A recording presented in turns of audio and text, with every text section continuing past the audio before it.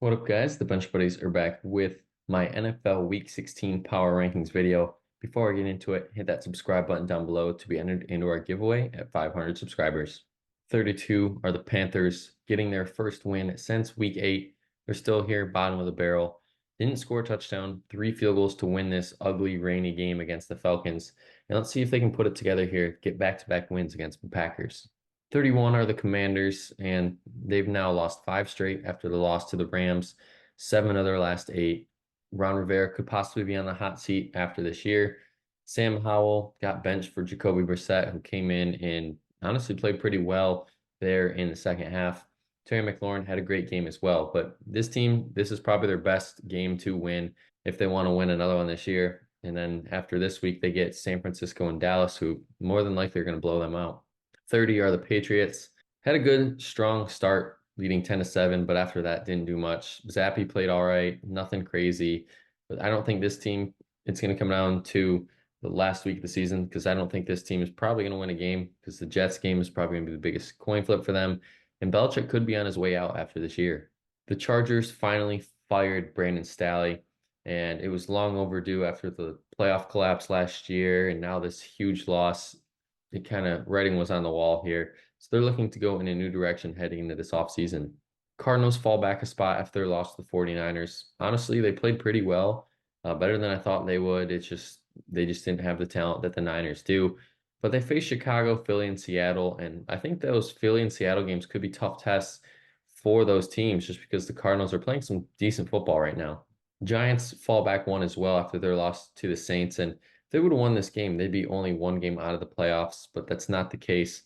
They need to beat Philly twice and beat the Rams more than likely if this team wants to get into the playoffs somehow. And DeVito didn't have his best game, but looking to get back on track against an Eagles team that's really falling apart. Jets get humiliated on TV as they didn't score a single point against the Dolphins in Miami. And Rodgers is the biggest storyline for the Jets still. Could he return this year to come play 3 games, 2 games, a game? Who knows?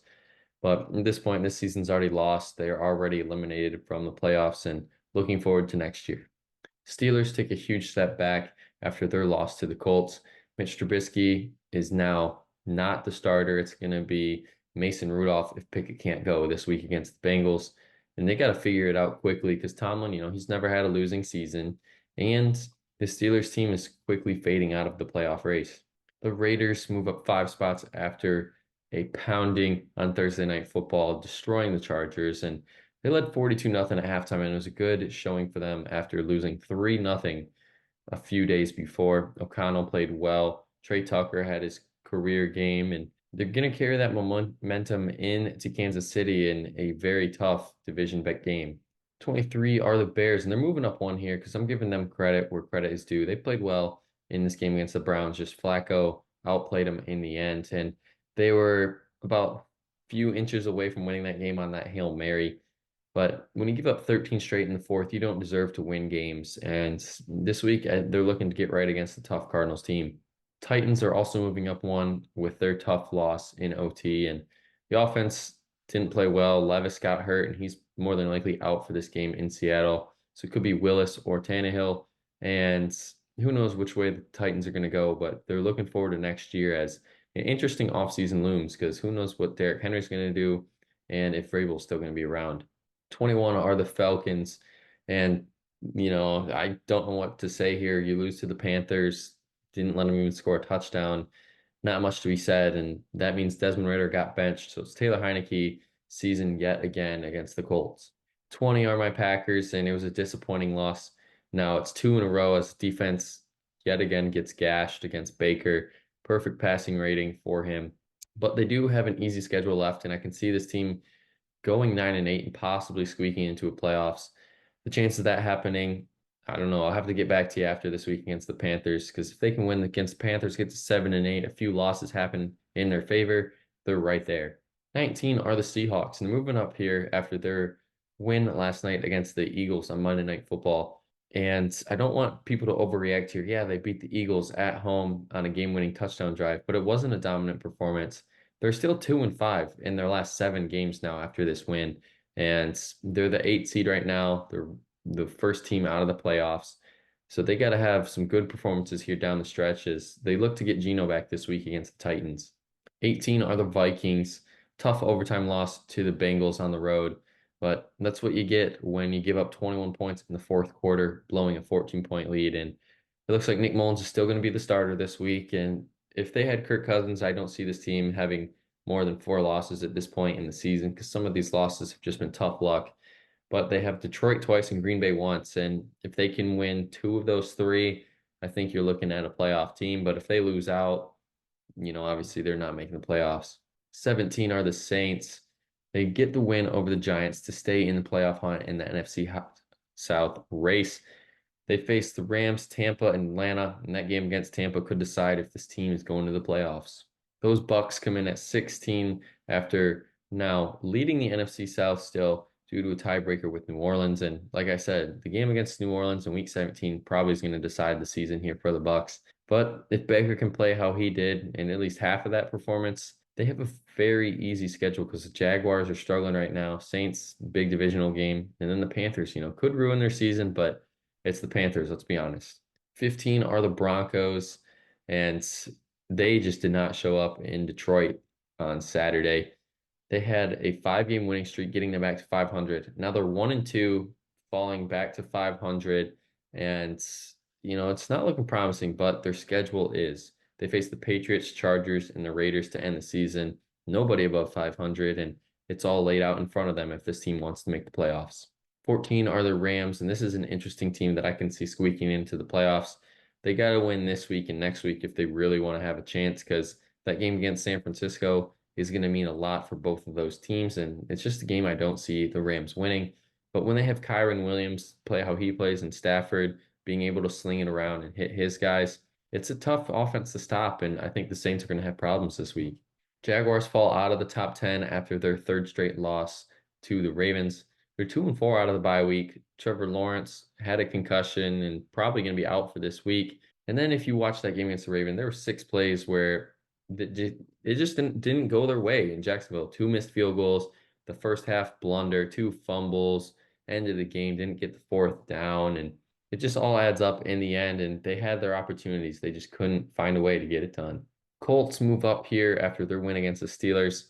Playoffs, a very good chance for them. They face the Falcons, Raiders, and Texans to close it out, and I don't see this team finishing less than 7 wins.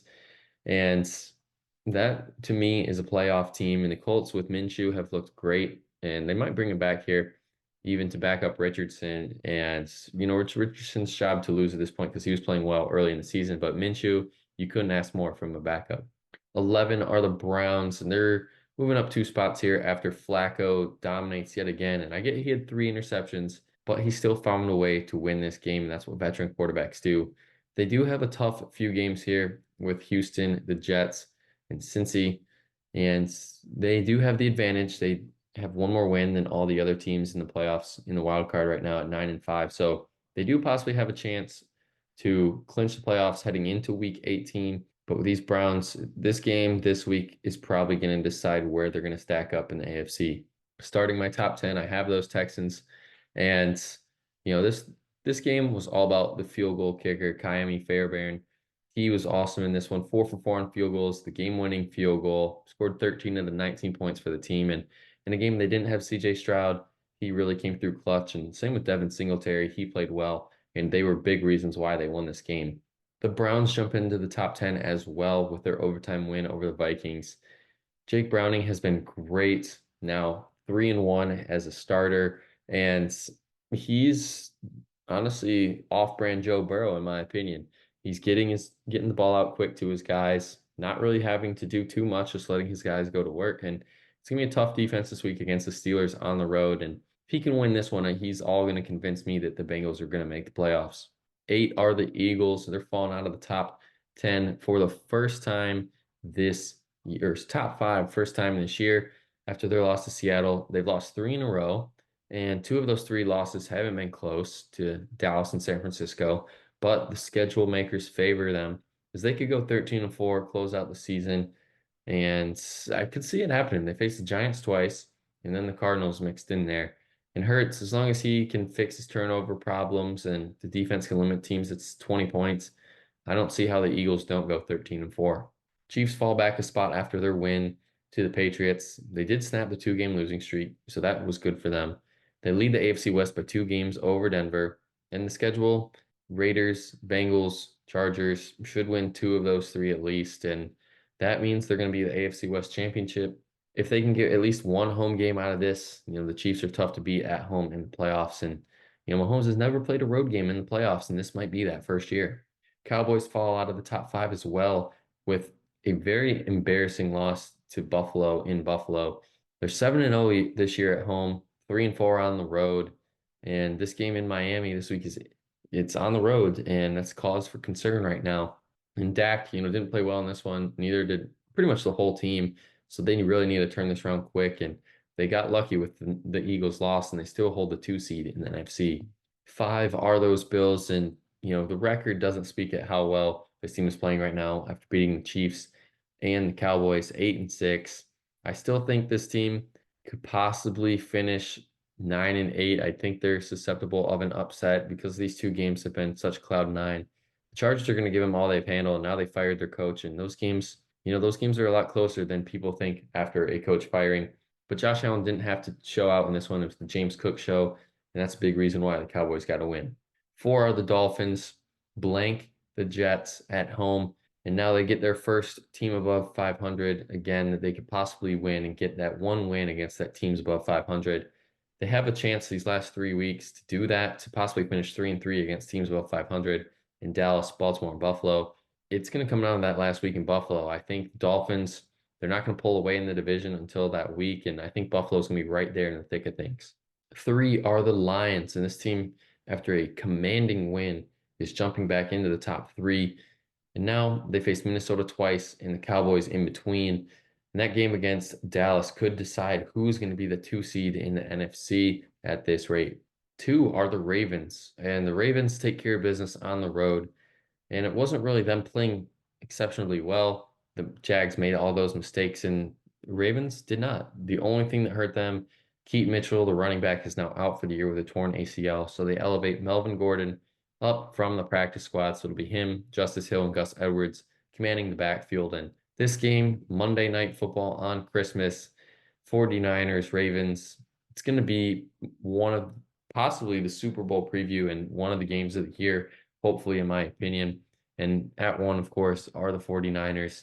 And Brock Purdy, CMC, really in sync in this one, as Purdy had 4 touchdowns, McCaffrey 3 total touchdowns, and then Debo had those 2 other touchdowns that Purdy threw. They've won 6 straight since their bye week in acquiring Chase Young. And this is a big test for both of these teams, as I was mentioning earlier, the Ravens and the Niners. And the Niners at home have been a deadly force this year, and they're clicking on all cylinders. But that's going to be it for my Week 16 power rankings. Check back next week to see how your team did in a very good week of football. But until the next time, the Bench Buddies are out.